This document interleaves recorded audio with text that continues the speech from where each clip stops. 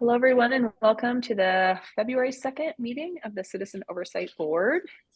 Happy to have everyone here today. We're joined by our police chief and independent monitor. First, I'll just call the meeting to order, and thanks to everyone for joining. We don't have minutes, so that's great. One quick announcement is our next meeting is scheduled for February 16th, which is President's Day weekend. And as we've learned over time, when we try and meet on Fridays before long holidays, it doesn't go well. So we're going to cancel that meeting. And the next meeting will be March 3rd with Sheriff Diggins. One other announcement, because of the surge in migrant arrivals, the mayor's office is asking for 5% budget cuts from all independent agencies and 15% cuts from all city agencies.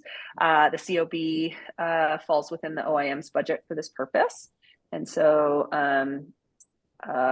we are collaborating on our 5% cut, and we'll see how that goes. Okay, I think that is it for board business. Daniel, anything else I missed? No. Okay. All right, well, with that, we'll turn it over to Chief Thomas. Thanks for joining us today. We sent you some questions in advance. And so as a reminder, if you want to read the question before you begin answering, that's great. And then board members, of course, feel free to, raise hand and ask questions about his answers to those things or anything else. And we'll proceed from there. Chief Thomas, over to you. All right, well, thank you. Happy to be here to provide some updates and answer any questions that anyone has. I'll just start from the list of questions that I have. So the first question is the DPD planning on creating a more detailed strategic plan as recommended by the city auditor? And the answer to that is yes. So we have finalized a detailed strategic plan. We actually completed that sometime between end of third quarter and beginning of fourth quarter 2023. Received input on that particular strategic plan from my Citizens Advisory Committee, and actually we're slated to present to the City Council Safety Committee later this month on the progress as it relates to all of the auditor's findings. So second question is, are you able to provide an update on aid center deflection numbers? How often have DPD officers physically transported individuals to the aid center? Unfortunately, I can't really provide any specific data on referrals and deflections to the aid center. I can say that particularly as we were working to house individuals during the mayor's House 1000 initiative, people that were unhoused, people that we contacted, mostly in the downtown core that had various challenges, and so there were referrals to the aid center. The aid center may have their own data on who actually delivered or referred individuals to the aid center. In addition to that, though, I can say that there's a mayoral initiative called Roads to Recovery that I think is really an effort to identify folks that are either high resource utilizers or have various challenges, whether they be substance abuse challenges or mental health, challenges, and connecting them to resources and getting them the help that they need. And I know that the aid center, as well as the LEAD program, so the law enforcement assisted diversion program, are going to be key elements of that initiative. In addition to that, I know that the aid center is working on building capacity so that they can be open, later and on weekends and things like that, to, I think, increase their capacity to have that warm handoff, which I think is always makes those types of deflections and deferrals much more successful. I'm certain that there's going to be some budget challenges that are going to be hard to overcome in order to help them build capacity, but I know that that's something that they are looking forward to. So question, if I can go back to question one really quick, I think sort of a secondary question was, is there a 2023 annual report? And actually, the safety department is doing an annual report for 2023. Obviously, DPD will be highlighted in that particular report, and all of our key metrics as it related to 2023 and beyond are actually available on our transparency and performance dashboard on the DPD webpage. Julia, you had a question? Yes. Can you remind me of what the response time is? I'm sure it's on the dashboard, but just if you know it In terms offhand. of what our average response time is, Mhm. I might have some.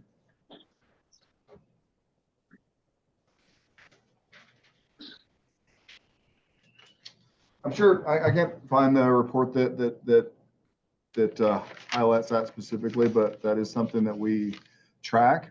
I can tell you that I think our reduction, I think year over year was about 30 seconds. There were some districts that had, about a minute reduction, and other districts that had like a 10-second reduction.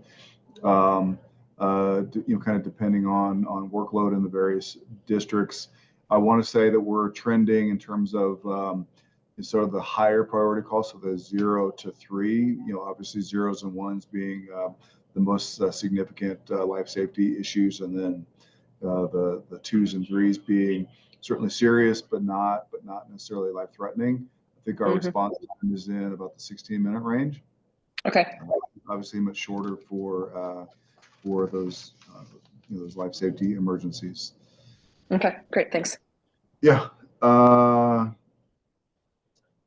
then I guess I can talk about our auto theft program. So to start off with, we were successful in 2023 reducing the occurrence of auto theft by about 20%. That relates to well over 1,000 fewer cars that were stolen in 2023 compared to 2022. I think that the few things that we can attribute to that reduction is, continued public education, the offering of auto theft prevention devices, our Denver Tracks program that we continue to advertise and get more people to join in on, where people are, register their cars so that if it is stolen, that we can track it and find it much more quickly. And then probably most significant is the standing up of our Denver Auto Theft Team, which is a team of detectives and officers that, managed by a supervisor and a lieutenant that specifically focus on auto theft in Denver. They identify hotspots and focus on those hotspots. DIA obviously was a hotspot that they focused on, and we're able to see a pretty significant decrease there after they arrested a number of individuals that were responsible for stealing quite a few vehicles from DIA. Also worked with DIA to help with some infrastructure enhancement to include the installation of license plate readers and understanding the success that license plate readers had at DIA. Also understanding that the success that license plate readers have had in other metro jurisdictions like Lone Tree, Castle Rock, as well as other cities. We thought that would be valuable in continuing that decrease in auto theft. So, even though 20% decrease is certainly pretty significant, we're still probably 60% higher than what our 2018, 2019 numbers were. I think there's some reasons why we've seen such a continued explosion since that time. One has to do with some legislative issues, which I think have been straightened out by the legislature in this previous legislative session. The other is a reduction in patrol capacity. Obviously that was right around, I think just leading into George Floyd and some other issues that I think reduced our patrol capacity pretty significantly. I think, our the success in filling academies has helped us add to that patrol capacity. And then the third and probably most significant issue is the recent manufacture of vehicles that are easily stolen. So Kias, Hyundais, vehicles that are just incredibly easy to steal. And so our initiative, going forward to try to have an even greater impact on auto theft. One is continuing to solicit people to join our Denver Tracks program, because we think that that's been successful. Also working with the manufacturers, Kia and Hyundai. They have for quite some time been supplying us with free clubs that we turn around and give to members of the community that have vehicles that are frequently stolen. They also are partnering with us on at least 2 large-scale events. I think April and May of this year. I think we're going to use the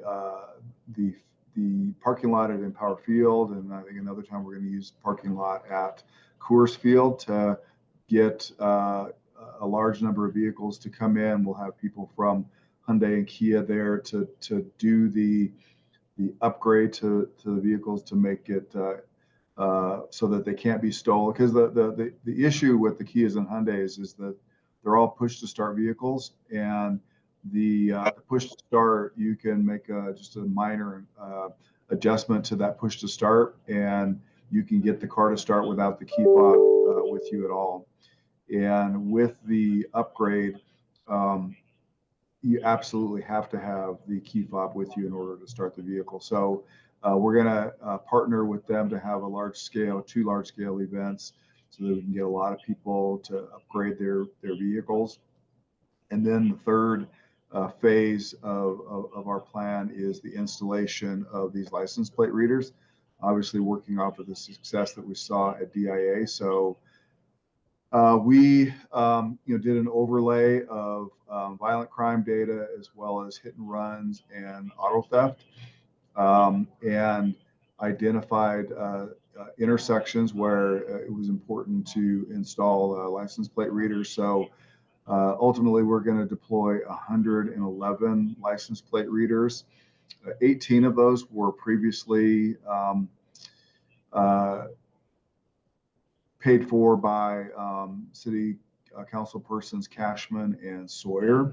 And then we're going to buy an additional 95 using general funds, and create an array of license plate readers across the city, across all 6 districts, that will allow us to identify vehicles that are stolen, vehicles that are reported to have been involved in a hit and run, or an auto theft or a violent crime, and be able to recover them and track their movements much more quickly. There will be a transparency dashboard that will stand up so that people can see how many hits these license plate readers get, how many of them are associated with a violent crime or an auto theft or hit and run. And also our policy will be available for view on the transparency dashboard as well. So I think that's kind of the gist of our sort of 3 or 4 pronged approach to do an even better job than we had before as it relates to auto theft. Stephanie, you had a question? Yes, thank you, Chief. Yeah, I was going to ask how the license plate readers work, but you kind of just answered it. So you install, I guess, readers all in various intersections all around the city that can quickly pick up that license plate that's already been reported as stolen, assuming somebody hasn't flipped out the license plate after stealing it, I guess. But sure. Yeah. True. So these license plate readers are actually vectored and towards kind of like the back bumper of a vehicle. So we're not looking inside of cars. We're not identifying characteristics of a vehicle. I mean, obviously, if you have like a sticker right next to your license plate, we're probably going to see that. But we're concerned about the license plate is going to capture that data, store that data for at least 30 days. unless it's identified as evidence associated with a crime. And so officers will be alerted when identified plates go through a plate reader location. And then, when an officer comes across a vehicle with a plate that is associated, again, either with a violent crime or an auto theft or a hit and run, they still have to verify that information through the dispatcher before they take any law enforcement action. But if it is outstanding though, Chief, and they would then take pretty prompt, immediate action once a reader identified it. Yeah. Yes. Okay. And I want to clarify that we're not going to be using this for the tolerances. For lack of a better way to phrase this, so the tolerances are not going to include registration violations and things like that. So we're really only focusing on and only going to use it for identifying and capturing vehicles that were either stolen or involved in a hit and run or a violent crime. Thank you. Julia? So I'm just catching up to your thought bubble. The data is going to be stored for 30 days, you said? Correct. So the data that is captured by the plate readers will be maintained for 30 days.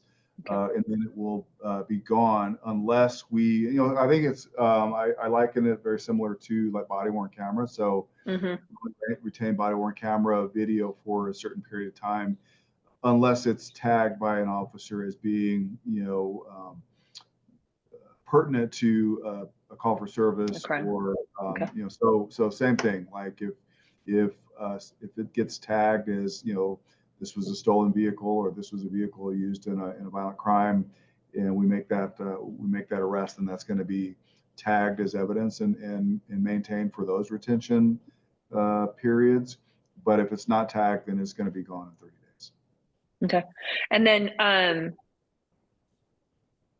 I'm just trying to think about how like a response would work. So does the system alert you, and are there sort of like vectors that people are driving through, kind of like you hit one and then you hit another, and so you can kind of see which direction people are driving?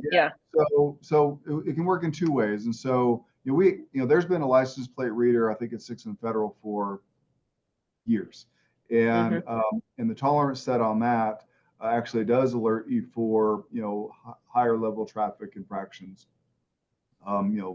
registration issues and things like that. But as well as, Amber Alerts and those kinds of things. But so one, yes, it would ping on an officer's computer that a vehicle that's in the system has gone through this intersection. And so if they're near that intersection, they would be able to look for that vehicle, or at least be in the area and be looking for that vehicle to see if they can come across it. The other thing is, we would be able to do research to, follow, I guess the trail of a stolen car or a car used in a violent crime. So we would be able to look to see all of the license plate readers across the city that it came across, to kind of get, like a path of flight, if you will. And the other thing that I neglected to mention is that there will be audit reports, and so that we'll be able to see who used the system to track a license plate, and we'll certainly be doing spot checks to make sure that we're not using the system inappropriately to identify vehicles that are not involved in a violent crime or something like that. Okay. And then two other questions. So this is a different technology than the speeding cameras, right? So you're not going to be issuing traffic violations as part of.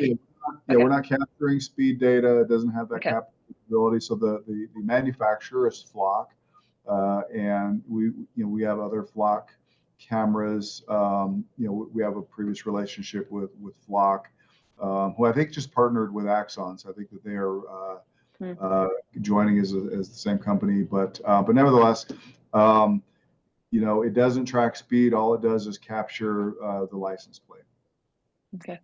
Yeah, that's a good question. I'll ask mine after Larry's. Do you think that the readers would contribute to police chases? So that was part of my first question, is like, so when I an mean, alert comes up, then does everybody sort of like zoom into an intersection and, you know, no. chase the car down? Or Yeah, no, I don't perceive that to be the case. Certainly if officers are in the area, I think that it will heighten awareness that, that there's a vehicle, that's crossed that area or entered into that area. But still, I think that our chase policy remains the same. So, we wouldn't be chasing a stolen vehicle anyway, because it's not a part of our policy right now to chase stolen vehicles. Yeah. Okay, great. And then my last question is really around privacy for people who are not stealing cars. Julia seems to be passing this reader every Tuesday, or, gosh, Julia left the club at 3 a.m. and then passed this reader. What are you doing about privacy of individuals who are not really the subject of concern? Well, again, I mean, we're only researching license plates that have been reported stolen or involved in a serious crime. So we're not going to be, and there's audit trails that will identify for us that was the only thing we were doing, is tracking a previously identified plate associated with an auto theft or a violent crime hit and run. So we're not going to be using it to track individuals' movements.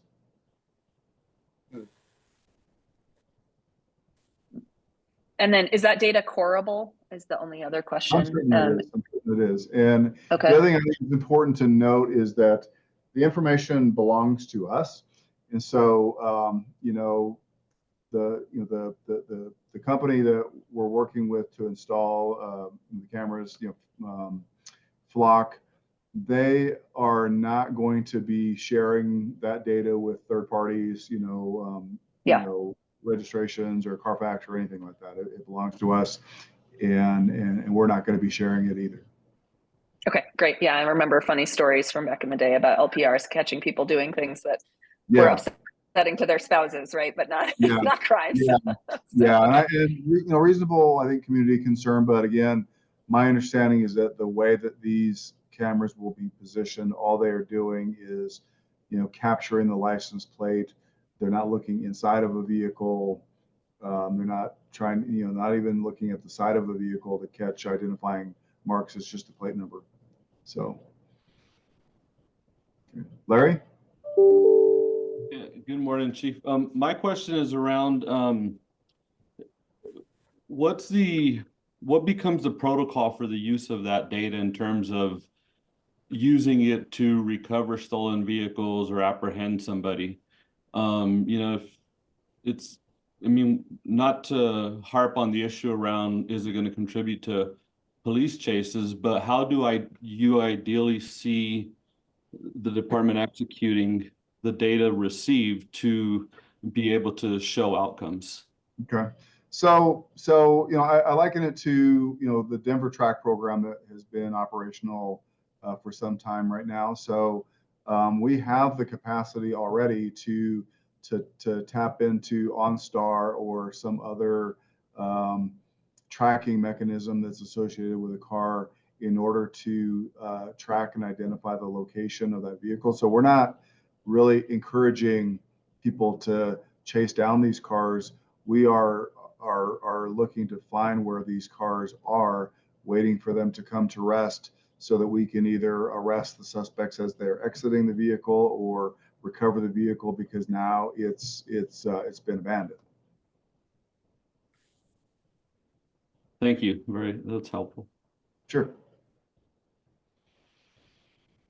Well, if there's no other questions as it relates to the auto theft reduction efforts, I think I'll go to question 4, which is, do police officers receive annual performance reviews, and what tools are available to respond to poor performance that might not rise to the level of formal misconduct? So every member of the department receives an annual performance review. Right now, the ratings that officers receive, there's a number of metrics and categories that are rated, but the ultimate final rating is in 3 categories. One is needs improvement, the second is thriving, and the third is excellent. Anybody who receives a needs improvement annual evaluation is going to get individualized performance improvement plan that's developed by our professional development unit. I think it's important to state that we're not waiting necessarily for a year-end evaluation to determine that someone needs a performance improvement plan to improve performance. And so we have identified officers whose performance we need to improve and individualize plans for them to follow and monitor. All of our supervisors have been trained. In fact, they're being trained at this moment to complete these performance reports. Because we did make some slight modifications from years past to this year, so everybody's kind of being trained on how to monitor behaviors and how to record behaviors and how to fairly rate individuals, as well as how to work with our professional development unit to create improvement plans. And then, those folks that receive either a thriving or an excellent rating, they still get like a talent review, which I think is useful in helping kind of determine career growth opportunities for them. And I think beyond that, we also do sort of quarterly training based upon complaint trends. So there's, our internal affairs division works with our professional development unit to kind of identify complaint trends. So, maybe there's been a trend in poor searches, people being introduced into the jail with contraband on them because the officer did a poor search. Or maybe there are complaints arising out of First Amendment issues or Fourth Amendment issues. So we will build curriculum around some of those trends and then roll that training out department-wide, to help curb some of those trends that we see in our discipline cases. And then for our low-level and informal cases, we're really kind of using a training-based discipline model. So, we don't just give someone, an oral or a written reprimand for something that they did wrong. We actually kind of build sort of a training module to kind of help them understand what they did wrong and how to make those improvements, whether it's how to conduct a systematic search or, testing on their understanding and interpretation of the Fourth Amendment and things like that. And so I think, that there's quite a few tools available to review and respond to performance year long, but certainly at the end of the year, there's that year-end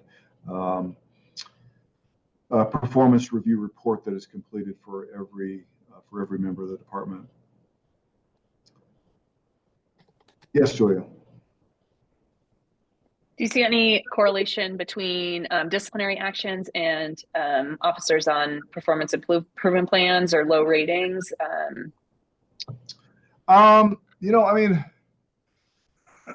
Certainly discipline cases often lead to performance improvement plans. I think that, this is something that we really only started doing, late last year. And so I think that it remains to be seen if we see a reduction in violations of certain types, after we've, addressed a number of performance issues that we see. So I think it's something that we'll certainly continue to track. And so the final question was related to a Department of Justice report identifying the length of internal affairs investigations in Minneapolis, how many of the cases were unresolved after periods of time. So pulled some data as it related to our internal affairs cases. And since January 1st of 2022, we have opened a total of 782 citizen and internal complaints. And of those complaints, 623 of them are closed or complete, and 159 are still open. If we look kind of closely at the open cases, 44% of them were closed in less than 90 days. 14% of them were closed between the 90-day and 120-day mark. Another 14% were closed between the 120 and 180-day mark. There were 22% that weren't closed, 171 cases that weren't closed until between the 180-day and 1 year mark. And then 46 cases, or 6% of the total, were not closed for a year. Then moving on to the completed case, that was total cases. So the current open cases, there are 56. So of that, 159 total. 56 of them, 35% were closed in less than 90 days. Another 10% are still in between that 90 and 120-day mark. 27 of them, or 17%, are between the 120 and 180-day mark. And then 47 of them are between the 1 year and 180-day mark, and 19, or 12%, are between or post 1 year. And I think just to provide a little bit of context with that, if there's a law violation, we don't allege, we don't do anything with that investigation until the court process has concluded. And so if it takes several months, or maybe even up to a year, for a case to make its way through the legal system, there's going to be no work done on that case until after it's completed with that process. The other thing that I think sometimes accounts for a delay in completing a case could be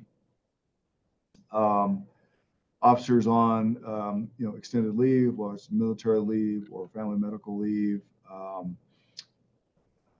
and also I think there are a handful of cases, not many, where there's a significant number of either civilian witnesses or officer witnesses. So there's quite a bit of investigative effort that goes into completing that case, which makes it difficult for us to complete that investigation within that 90-day time frame.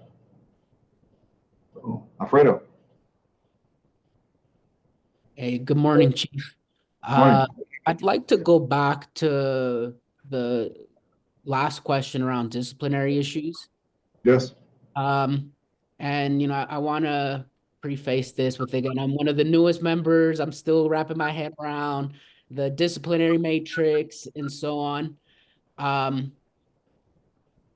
After reviewing the monthly disciplinary orders for December, there seemed to be some pretty serious incidents, in my opinion, and I couldn't quite square where it fit into the disciplinary matrix.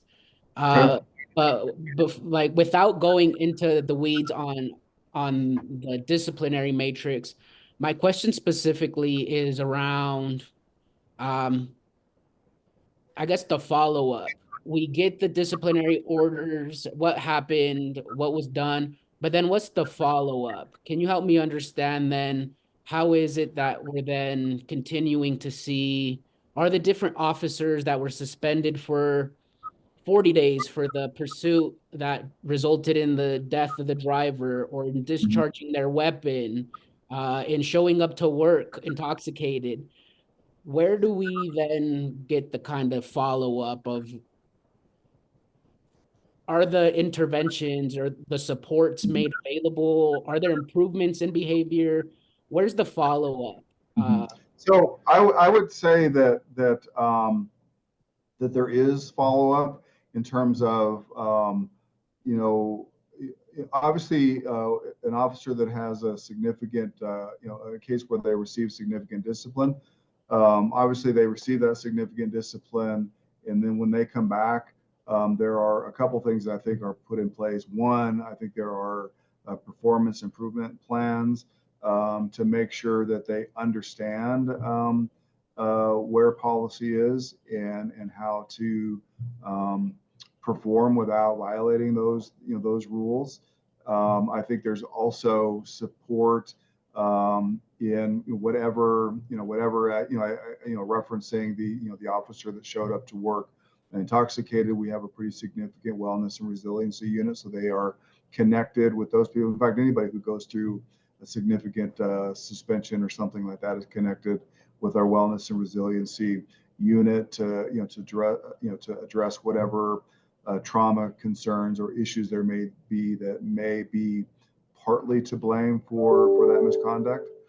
And then the other thing that I think is important too is that we're tracking that discipline. And so certainly if that individual has another transgression, then we haven't forgotten about what they did before. And so that actually escalates their penalty. And so and people know that. People know that that if you did something and received this discipline, you do something else, your discipline is going to be aggravated because you already have it could be a pattern of conduct, or it could be just a consistency of people not following the rules. Yeah, I guess specifically I meant like the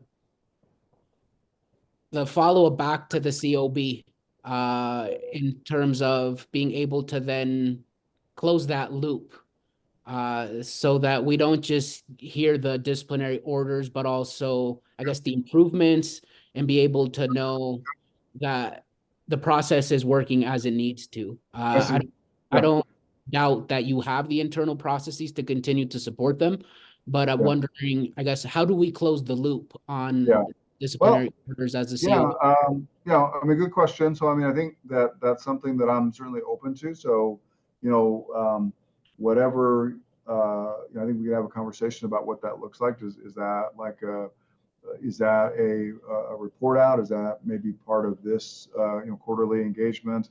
Is that something that I kind of submit in written form to the COB as it relates to, what are the ongoing measures to deal with this one particular officer that was involved in this particular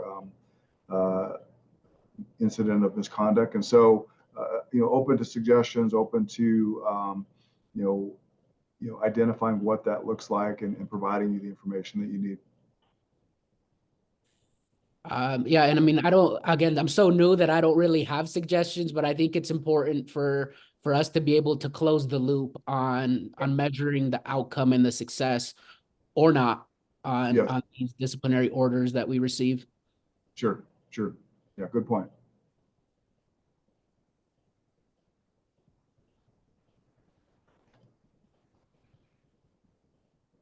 Well, so we'll continue to have that conversation, but thank you, Chief. Yes, thank you.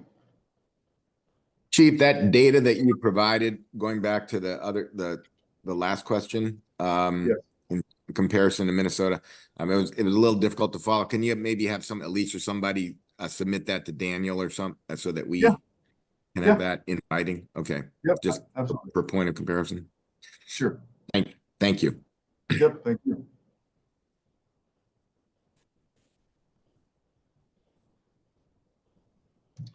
So Julia, I think that was it in terms of the questions that I had for me. So any other questions? I'm happy to answer.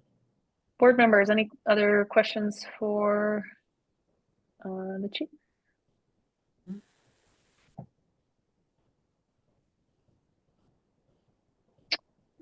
One that is always top of mind is really about training and how it's going with regard to training, and the particularly thinking about training coming out of the George Floyd protests and a lot of the mutual aid issues. How's that all going? How are you feeling about training and upskilling your staff? Very good. I mean, I think that every officer has been retrained in our new policies, our new tactics as it relates to crowd management. I think that we have done engagements with our partners. I think we all understand, the rules of engagement. I think evidence of that is the fact that we've had, protests and demonstrations pretty consistently, particularly as it relates to the Palestinian conflict. And so I think that that's sort of proof positive that the challenges that we had during the George Floyd era have been addressed through training and through clear identification of rules of engagement. Okay, great. Alfredo, go ahead.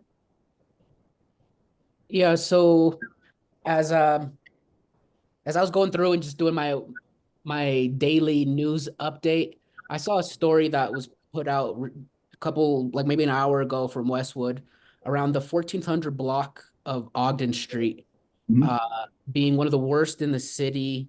Over 110 reports in the last 6 months of crime. What's the plan in place, or what's being done about that, Chief? So I would imagine that that is related to some unhoused issues, some issues as it relates to people that are challenged with substance misuse. And so I think that the mayor's effort to get folks indoors, we already have housed 1,135 individuals that were previously unhoused. I think that has addressed a lot of the crime and disorder issues in the downtown core. I think our next target is the Broadway corridor and the Colfax corridor. So I think that we will be able to address a lot of those concerns by finding housing options for those individuals on the Broadway corridor, and that's what is specifically, I think, relating to the issues at 14th and Ogden. Certainly, there are some drug dealers that we have that I think have transitioned from the Lodo area where it was kind of a client-rich environment.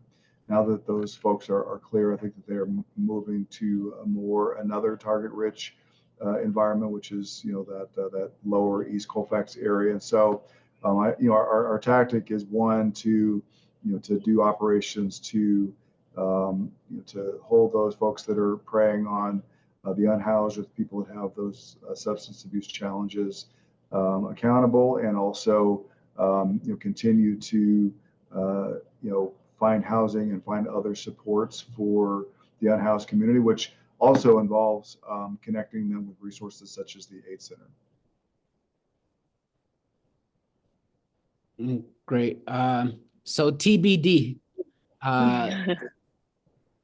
we're getting there. Okay, thank you. Thanks. Following up on the migrant situation, how is that changing the dynamics of safety in the city? Well, I mean, it's certainly, our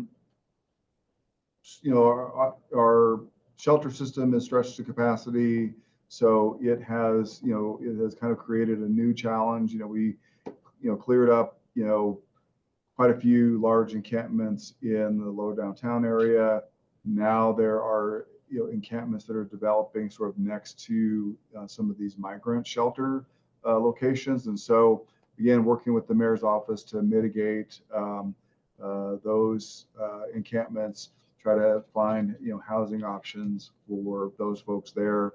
There are also, I think, challenges with migrants that are on street corners, washing windows and in big box store parking lots, trying to help folks get their groceries or their purchases into their vehicles for money. Obviously, not necessarily a safety concern, but I think people can feel unsafe when somebody's coming up to your car or coming up behind you in a parking lot. And so, certainly increasing our presence, not just around the House 1000 transitional locations, but also around the locations where we know that migrants are either being housed or where they're sort of collecting, in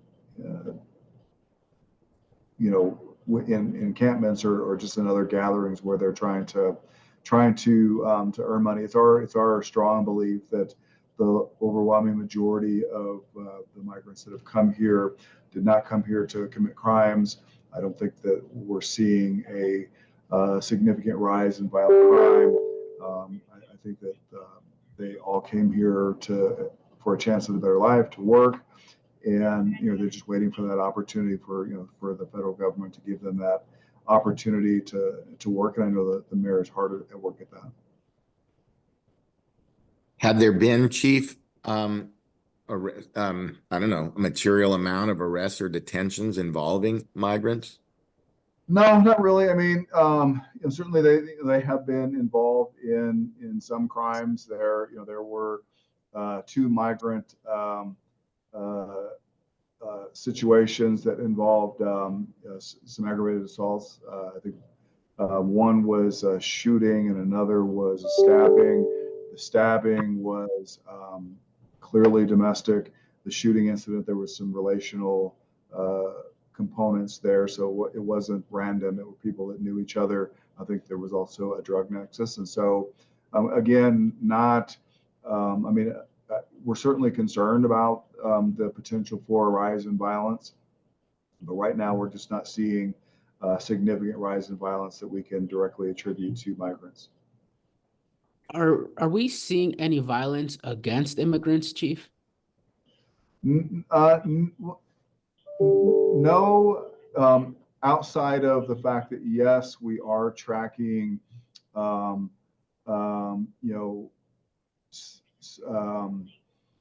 think labor trafficking and sex trafficking. So I think that they are being taken advantage of, in the sex trade, as well as picking them up to do work and then not paying them, and I think feeling as though they have no recourse because they're undocumented. And so we are partnering with the DA's office to address those things as well. Mm. Yeah, thank you. Yes. Mm. Okay, other questions? I have a question. Chief, good morning, first of all.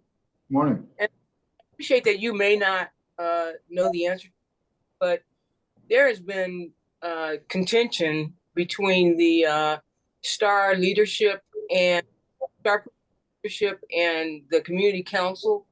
Do you know Sure. what this is on their relationship at this point? I know that it was in mediation for a while. I do not. I know that there is contention about how many STAR vans there are, their availability, the ability for them to be the only resources deployed for a certain issue. I know that there are a number of issues where a STAR van is the most and maybe only appropriate response, and I think that there's been trouble communicating that through dispatch, and so I think that there have been occasions where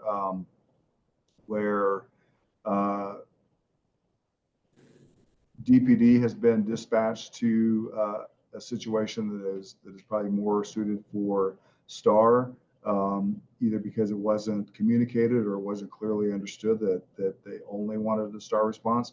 I think that's something that the dispatcher is working on, making sure that if that's the only response they want and need, that's the only response that they get.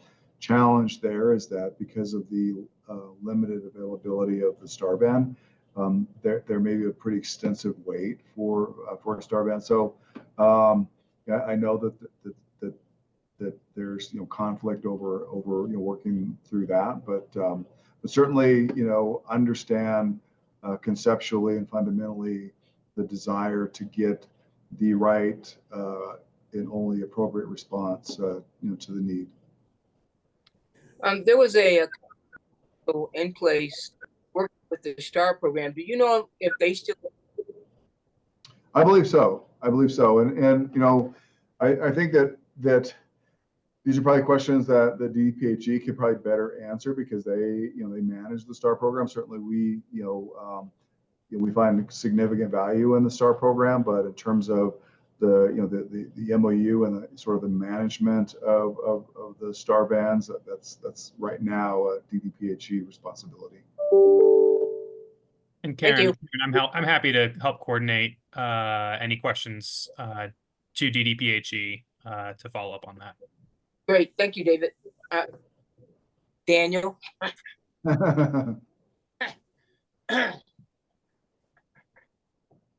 All right. Any other questions? Well, thank you, Chief Thomas, for spending time with us today. Appreciate your insight into what's going on. Monitor Castle, do you have anything to cover in the public meeting? Not in the public meeting, thank you. Okay. Do you have any ongoing investigations or other matters of concern to discuss in an executive session? Yes, briefly. Okay. With that, I'd like to make a motion to adjourn to executive session. Can I have a second? Second. Great. All in favor, aye. Aye. Any opposed? Aye. All right, the motion passes. And we'll see you in executive session. Thanks for discussion today. Thank you. Thank you, Chief.